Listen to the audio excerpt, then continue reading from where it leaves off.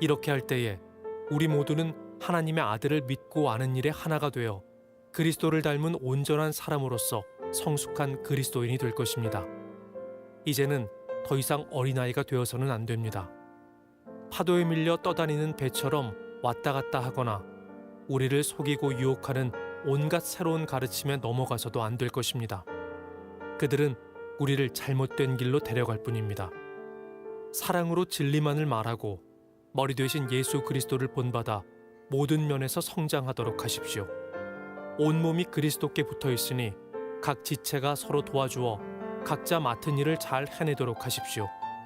그러면 온몸이 건강하게 성장하여 사랑 안에서 더욱 튼튼히 서게 될 것입니다.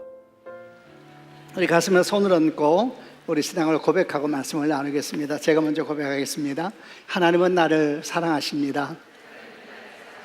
나는 그 사랑 안에 있습니다. 하나님은 오늘 나에게 말씀하실 것입니다. 그 말씀에 능력이 있습니다. 그 말씀에 생명이 있습니다. 나의 마음을 하나님께 열겠습니다.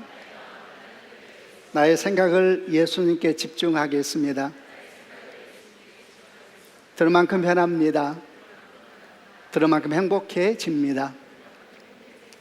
우리는 계속해서 제자의 길에 대한 말씀을 나누고 있습니다. 오늘 주제는 그리스도 안에서 성장하라 라는 말씀을 가지고 나누고자 합니다.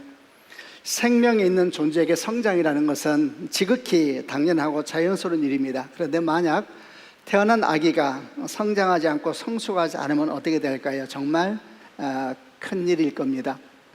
만약 그런 일이 생기면 부모는 즉시 아이를 데리고 병원을 갈 것이고 무엇이 문제인지 어떻게 해야지 아이가 건강하게 성장하고 성숙할 수 있을지 답을 찾을 것이고 또 행해야 될 일들을 즉시 행하게 될 겁니다.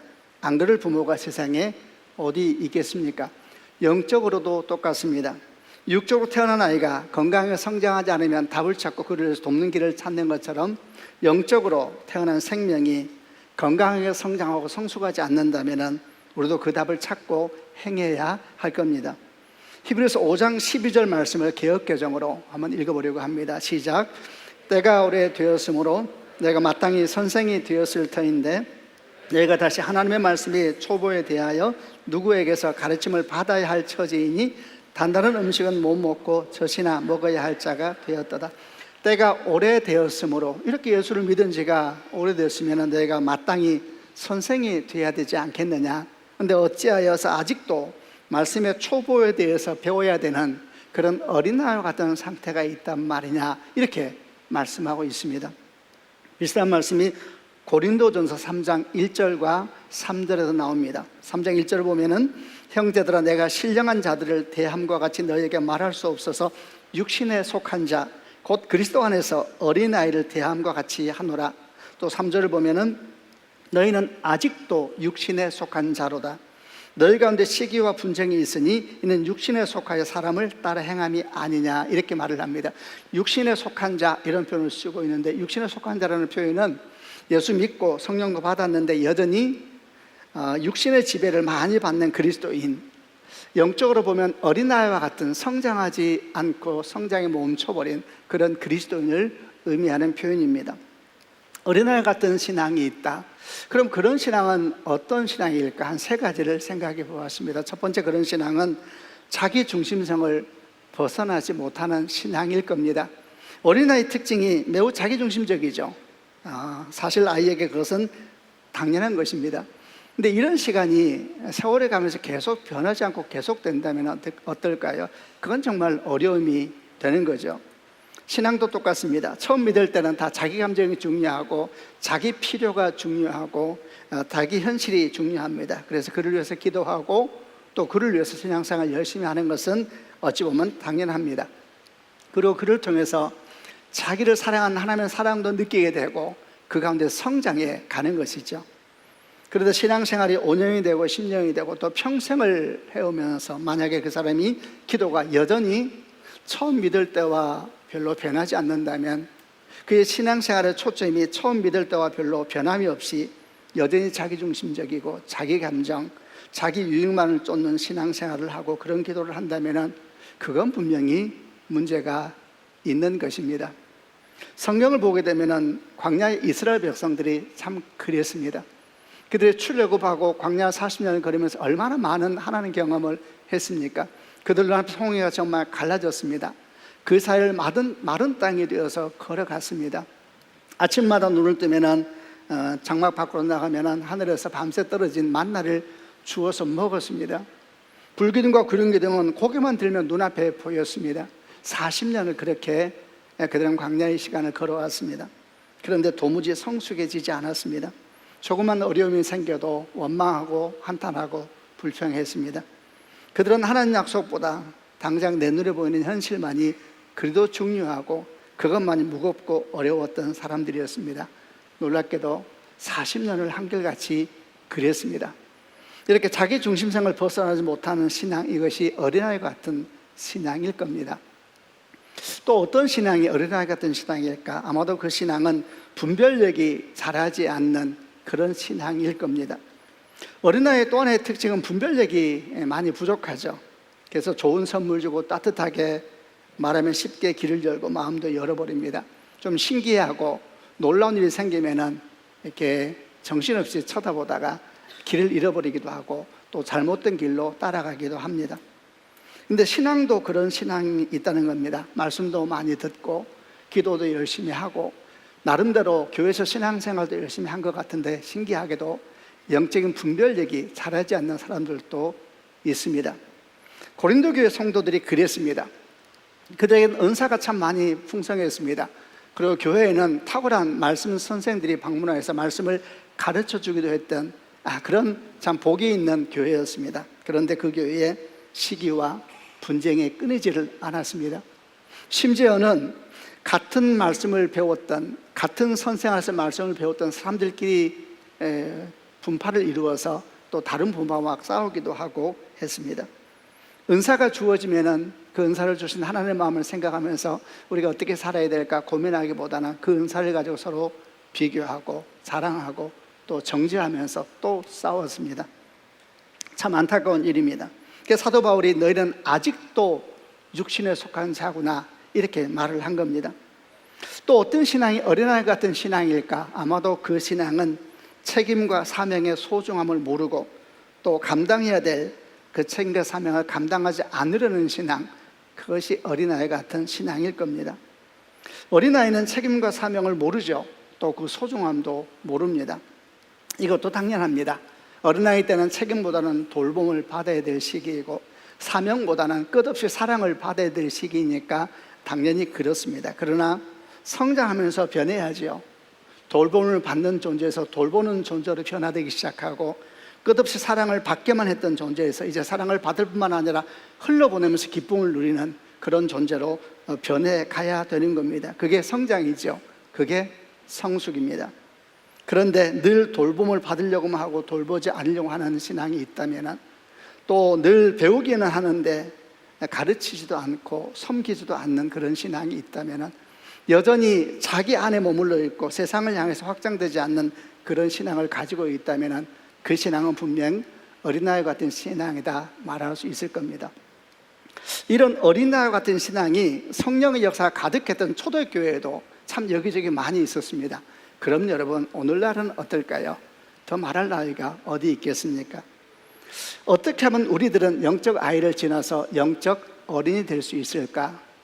어떻게 하면 우리는 주님께 좀 더 가까이 가면서 정말 주님을 닮아가는 성숙한 그리스도인이 될 수 있을까?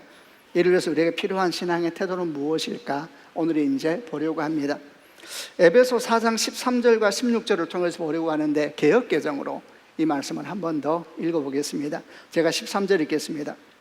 우리가 다 하나님의 아들을 믿는 것과 아는 일에 하나가 되어 온전한 사람을 이루어 그리스도의 장성한 분량이 충만한 때까지 이르리니 14절 이는 우리가 이제부터 어린아이가 되지 아니하여 사람의 속임수와 간사한 유혹에 빠져 온갖 교훈의 풍조에 밀려 요동하지 않게 하리 함이라.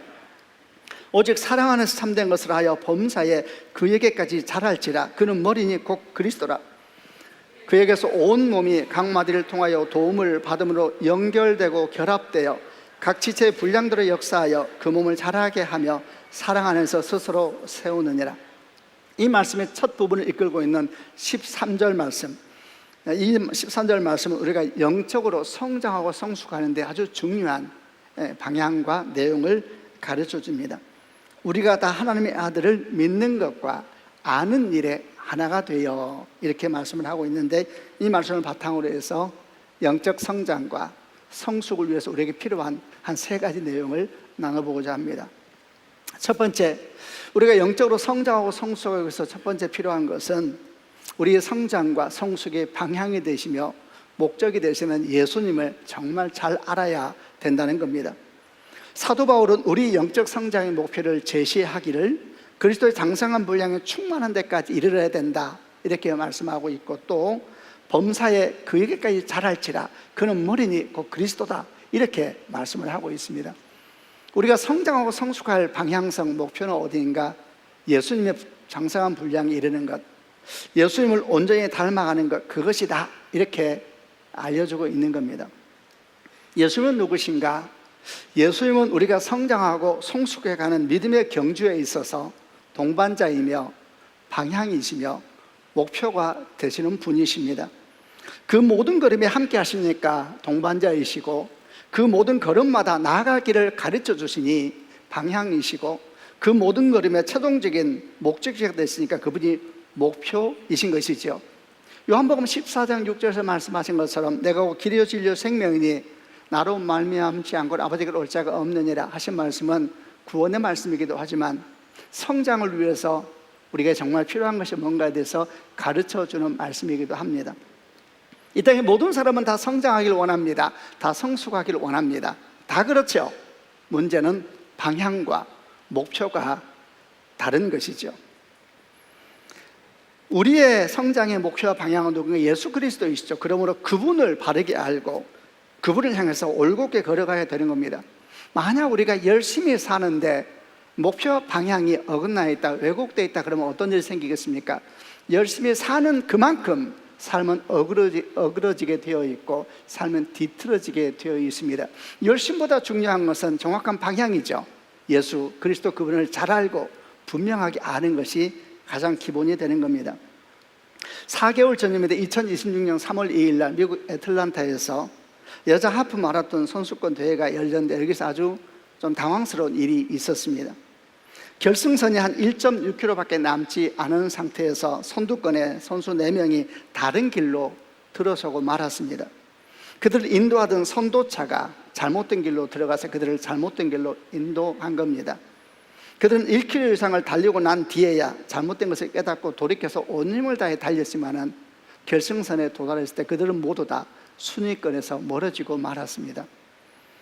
이 사건의 이야기는 문제가 된 교차로에서 교통을 통제하고 있던 한 경찰관이 오토바이와 충돌하는 사고가 생기면서 시작됐습니다. 이 사고 때문에 그 교차로에서 마라톤 코스를 돕던 경찰관이 그 수습을 돕기 위해서 잠깐 자리를 비우게 되는데, 문제는 그 교차로에 마라톤 코스를 표시하는 표지판이 설치되어 있지 않았던 겁니다.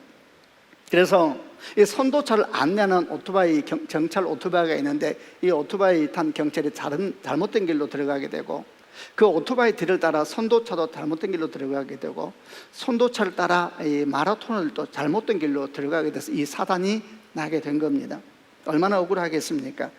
여러분, 그러나 마라톤은 다시 달리면 됩니다. 그런데 인생 단 한 번 달린 인생 마라톤에서 만약 이런 일이 생기게 된다면 여러분, 이 억울함을 누가 보상하겠습니까? 바로 그런 것이죠.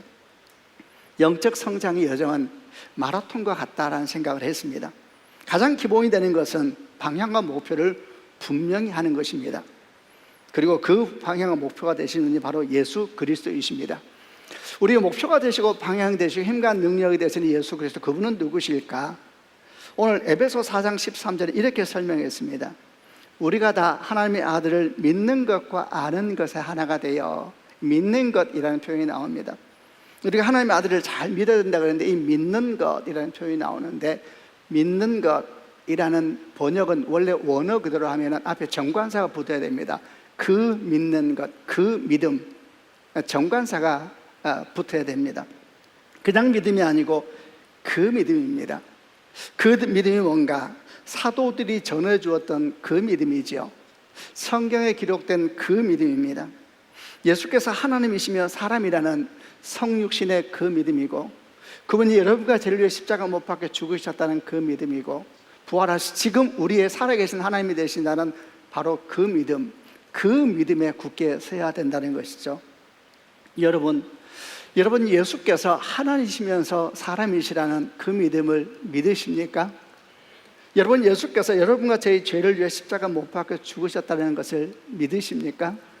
여러분 예수께서 죽으면서 부활하셔서 살아나셨고 지금 나의 살아계신 하나님은 나와 함께 계신다는 것을 믿으십니까? 여러분 너무 당연해 보이죠? 그렇지 않습니다. 우리가 첫날 제자의 도에 대해서 말하면 첫날 주제가 기억하십니까? 거룩한 저항, 세상에 살지만 세상에 물들지 않는 신앙인에 대해서 나누었습니다. 그때 우리는 이 세상에서 우리 신앙을 공격하는 얼마나 많은 시대 정신이 있는가에 대한 얘기를 나누었습니다. 여러분 계속 평생 그 시대 정신은 우리 안에 있는 신앙의 본질을 치고 들어올 것입니다.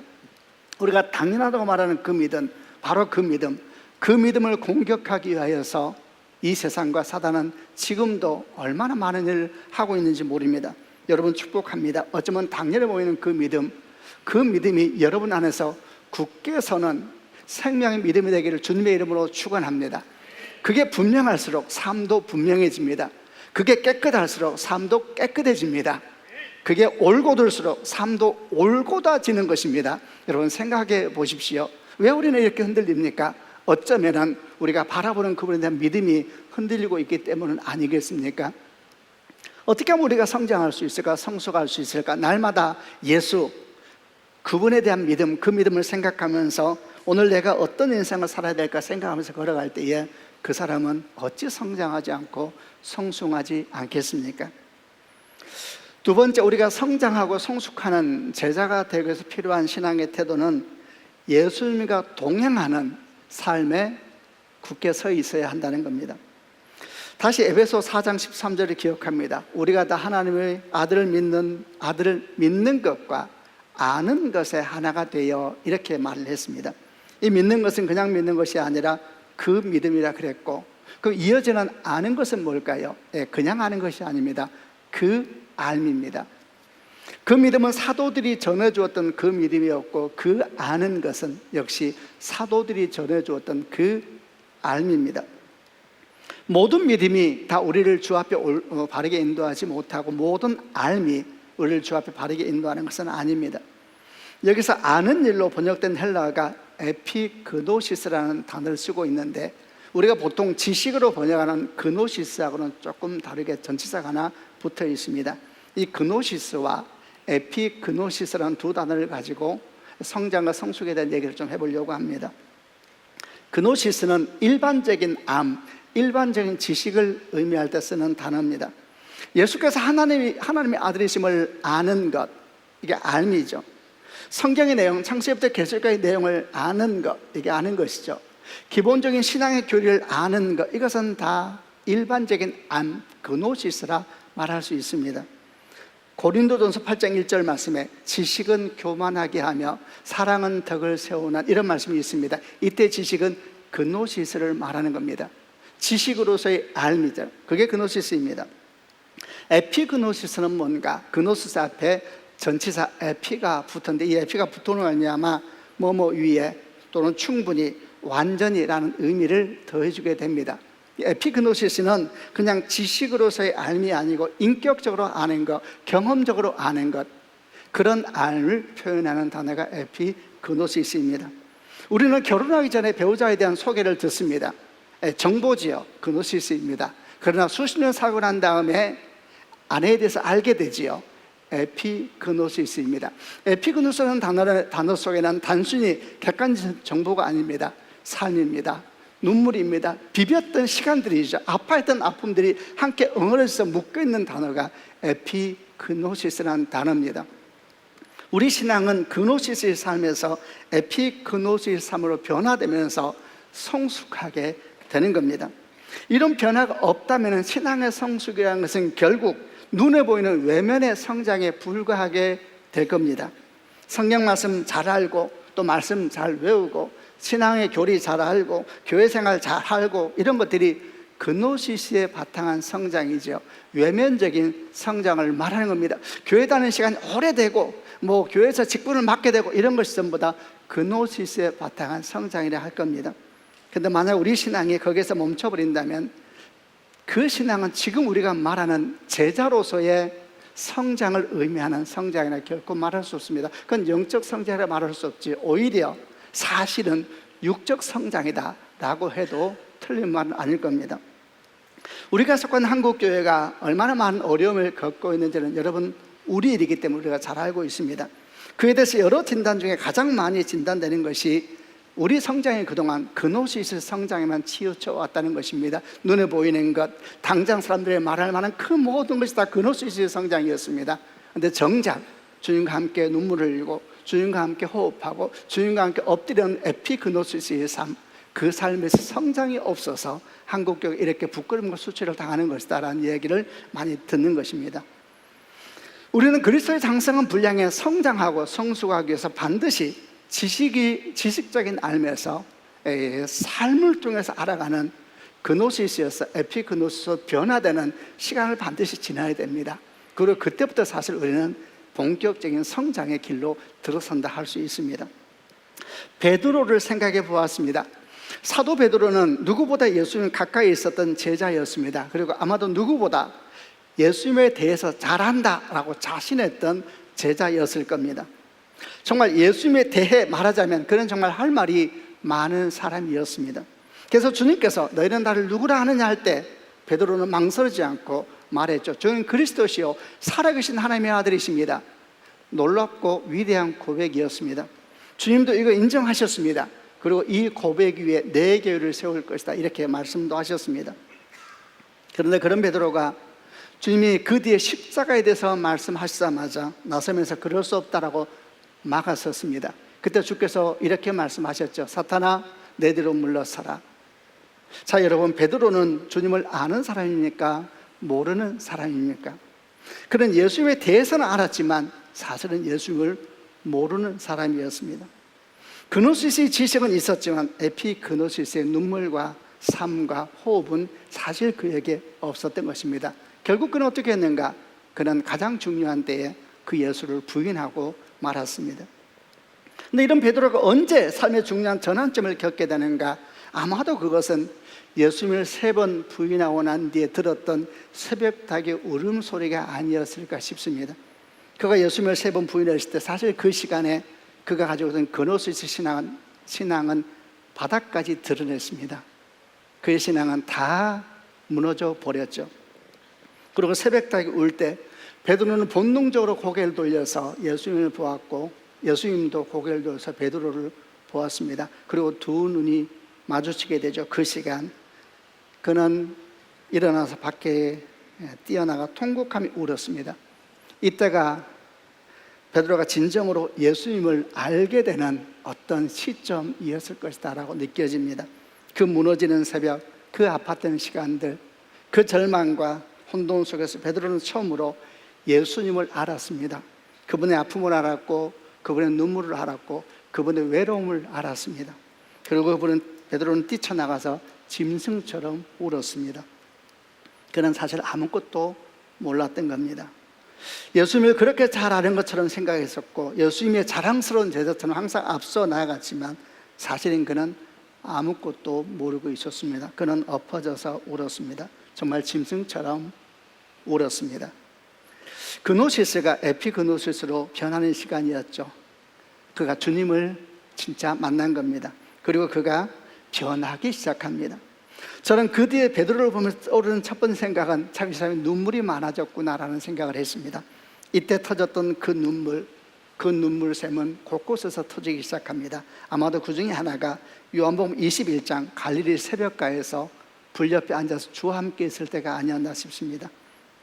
이전에 성경 어디를 보아도 그는 운 적이 없었습니다. 오히려 당당했고 예수님을 잡으러 오는 장정들을 향하여 칼을 뽑으면서 예수님 내가 지키겠다고 나섰던 그런 용사와 같았습니다. 그런데 그가 참 많이 웁니다. 그리고 자주 웁니다. 그노시스가 에피그노시스로 바뀔 때에 지식이 주님과의 깊은 만남이 될 때에 나타나는 현상 중에 하나입니다. 그는 변하기 시작합니다. 저는 간혹 사도행전을 보면 사도행전 15장에 나오는 첫 공의회, 예루살렘 공의회에서 왜 베드로가 지도자가 아니었을까라는 생각을 할 때가 있습니다. 사도행전 1장과 2장을 보게 되면 거의 베드로 이야기입니다. 근데 15장에 가서 최초의 공의회, 예루살렘 공의회, 그 공의회가 열렸을 때에 마지막 결론을 내리는 사람은 베드로가 아니라 야고보였습니다. 왜 그랬을까? 저는 이 모습을 생각할 때에 베드로가 이렇게 성숙했구나라는 생각을 하게 됐습니다. 젊은 베드로는 항상 앞섰습니다. 젊은 베드로는 항상 먼저 말하고 젊은 베드로는 거침이 없었습니다. 그런데 언제부턴가 그는 변하기 시작합니다. 성숙하기 시작합니다. 그리고 자주 웁니다. 그리고 그 중요한 회의에서 그는 자기 의견만 말합니다.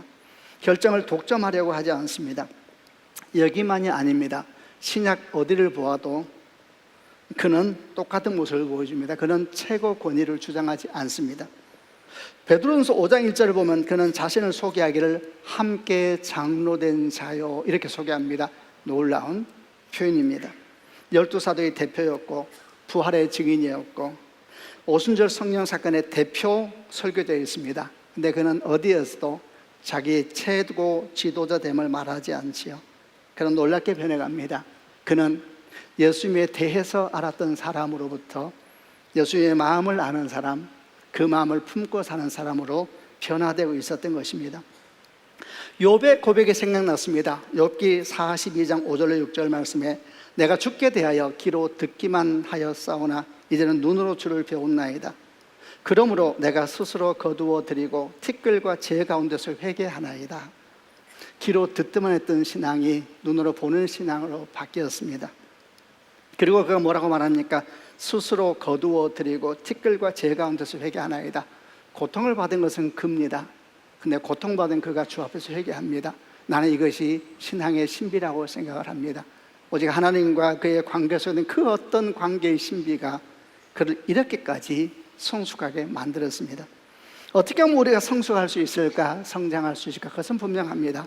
그노스의 신앙이 에피그노스로 바뀌어야 됩니다. 그냥 아는 신앙이 함께 눈물을 흘리고 함께 달려가고 함께 엎드리고 함께 엎어지는 그런 신앙으로 바뀔 때 그때부터 모든 것은 바뀌게 되어 있습니다. 마지막으로 우리가 영적 어른으로 성장하기 위해서 필요한 것은 뭘까? 그것은 공동체입니다. 모든 그리스도인은 공동체를 통해서 성장하고 성숙해집니다. 동시에 모든 그리스도인은 자신만이 아니라 공동체가 성장하고 성숙하도록 도와야 될 거룩한 책임이 있습니다. 우리가 항상 말하듯이 구원은 개인적으로 받는 것이지만 성숙은 공동체에서 이루어지는 것입니다. 하나님은 우리를 홀로 자라게 하지 않으셨습니다. 함께 교회를 이루게 하셨고 말씀을 함께 나누며 씨름하게 하셨고 섬기고 사랑함으로써 그리스도의 제자로 성숙하게 하셨습니다. 우리가 보고 있는 에베소 4장 13절 말씀도 우리가 다 하나님의 아들을 믿는 것과 아는 일에 하나가 되어 우리가 다 하나가 되어 이렇게 말씀합니다. 공동체지요. 16절에서도 그에게서 온몸이 각 마디를 통하여 도움을 받음으로 연결되고 결합되어 이랬습니다. 각 마디를 통하여 도움을 받음으로 연결되고 결합되어 모든 성도들은 서로를 도와야 한다. 연결되고 결합되어 있는 것이다. 그러므로 말미암아 함께 성장하고 공동체도 함께 성장하는 것이다 말씀하고 있습니다. 히브리서 10장 24절 25절도 서로 돌아보아 사랑과 선행을 격려하며 모이기를 피하는 어떤 사람들의 습관과 같이 하지 말고 오직 권하여 그달에 가까울수록 더욱 그리하자. 똑같이 역시 공동체에 대해서 말하고 있는 겁니다. 존 스토트론 제자도에서 그리스도인은 홀로 제자가 될 수 없다라고 강조했는데 공동체의 소중함에 대해서 말하고 있는 겁니다. 공동체가 얼마나 소중한가를 생각하면 저는 항상 떠오르는 사람이 다윗과 요나단입니다. 요나단은 다윗을 향한 하나님의 선물 같은 사람이었습니다. 요나단은 부모의 사랑을 받지 못했고 형제들의 격려도 받지 못했고 친구들의 응원도 받지 못했던 외로운 사람이었죠. 근데 그런 다윗에게 때로는 친구처럼 때로는 형처럼, 때로는 아버지처럼 옆에 있어 주었던 사람이 요나단이었습니다. 다윗과 요나단의 나이 차이가 20살에서 30살까지 본다는 것을 기억하면 그가 얼마나 인품이 훌륭했고 그 내면이 깊었는지를 알 수가 있죠. 다윗은 요나단을 통해서 아버지의 상처가 회복됐을 것이고 형제에 대한 상처가 회복되고 또 친구에 대한 상처도 회복해 갈 수가 있었을 겁니다. 왜냐하면 요나단이 그런 사람이었으니까요. 주께서 둘을 만나게 하셨죠. 이게 공동체의 소중함입니다. 근데 동시에 이렇게 공동체의 소중함을 보여주는 요나단이 다른 한편으로는 건강하지 못한 공동체가 얼마나 아픈 영향력을 주는지도 보여주는 사람이기도 했습니다. 그의 아버지는 사울 왕이었습니다. 그의 아버지 아래에 있을 때 요나단은 참 마음 아픈 모습을 많이 보여줍니다. 요나단이 다윗을 처음 만났던 때가 사무엘상 17장 엘라 골짜기에 골리앗과의 싸움이라 할 수 있습니다. 그때 골리앗이 하나님의 군대를 모였고 하나님의 이름을 그렇게 모이게 했습니다. 근데 요나단은 어디에 있었을까요? 요나단은 얼굴도 보이지 않습니다. 어디 있는 것일까? 분명히 그 자리에 있었습니다. 어떻게 이럴 수가 있을까? 사무엘상 14장을 보면 그는 대단히 용감한 하나님의 사람으로 나타납니다. 이 용감했던 요나단이 17장에서 얼굴도 보이지 않지요. 이건 뭘 의미하는 걸까? 17장은 아버지 사울왕의 영성 아래에 있었던 공동체 모습을 보여주거든요.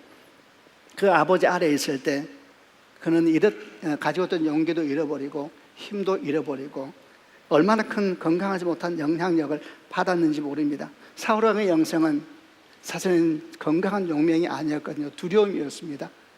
그 영성 아래에 있을 때에 요나단은 그 이름도 나타나지 않습니다.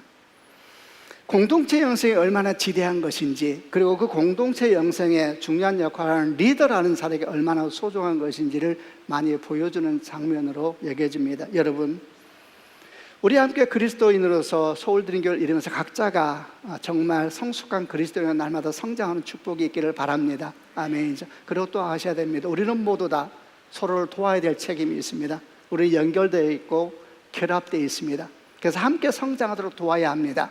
우리는 개개인의 성장해 갈 뿐만 아니라 우리 교회가 건강하게 성장하도록 도와야 되고, 또 그 일에 영적 지도자로 일하고 있는 목회자들을 위해서 기도하는 것은 옳은 일입니다. 가정도 똑같습니다. 저는 여러분 모든 가족들이 주님 안에서 건강하게 성장하고 성숙하는 가족이 되기를 주님의 이름으로 축원합니다. 그를 위해서 어머니, 아버지 깨어 있으셔야 됩니다. 아무런 영향력이 없는 것 같아도 절대 그렇지 않습니다. 많이 기도하고 많이 주 앞에 엎드리십시오. 영향력이라는 것은 언어가 아닙니다. 영향력은 영성입니다. 영성. 흘러갑니다. 덮습니다. 그 영성이 여러분 가정을 덮어서 여러분도 날마다 성장하고 여러분 가족들도 성장할 수 있기를 바랍니다. 그 영성이 우리 교회를 덮어서 여러분 각자도 건강한 그리스도인이 되고 우리 교회도 날마다 건강하게 더 건강하게 나아가는 주의 공동체가 되기를 소망합니다. 말씀을 마무리하겠습니다. 나이를 드는 것은 자연스러운 일이지만 성장하고 성숙하는 것은 결코 자연스러운 일은 아닙니다. 교회를 오래 다니는 것과 영적으로 성숙해지는 것은 전혀 다른 일입니다. 우리 목표는 교회 오래 다니는 것이 아닙니다. 우리 목표는 온전하게 그리스도를 닮은 성숙한 제자가 되는 것입니다. 아멘이지요. 우리 목표는 교회 오래 다니는 게 아닙니다. 우리 목표는 날마다 주 예수를 닮아가는 성장하고 성숙하는 제자가 되는 것입니다. 아멘. 오늘 세 가지 말씀을 기억하시길 바랍니다. 첫 번째, 사도들이 전해준 그 믿음 위에 굳게 서라. 그분이 우리 방향이며 목표이시다. 그분을 명확하게 하라. 두 번째, 그노시스가 아니고 에피그노스 삶으로 나아가야 된다. 지식이 아니고 삶, 눈물, 그분과 함께하는 동행, 거기에 날마다 힘써 애써야 된다. 세 번째는 혼자가 아니라 함께 가는 것이다. 여러분, 그게 교회입니다. 못나도 잘나도 그게 교회입니다. 함께 교회를 이루면서 복된 주의 영광을 함께 보는 성도가 되시고 교회가 되기를 주님의 이름으로 축원합니다. 아멘.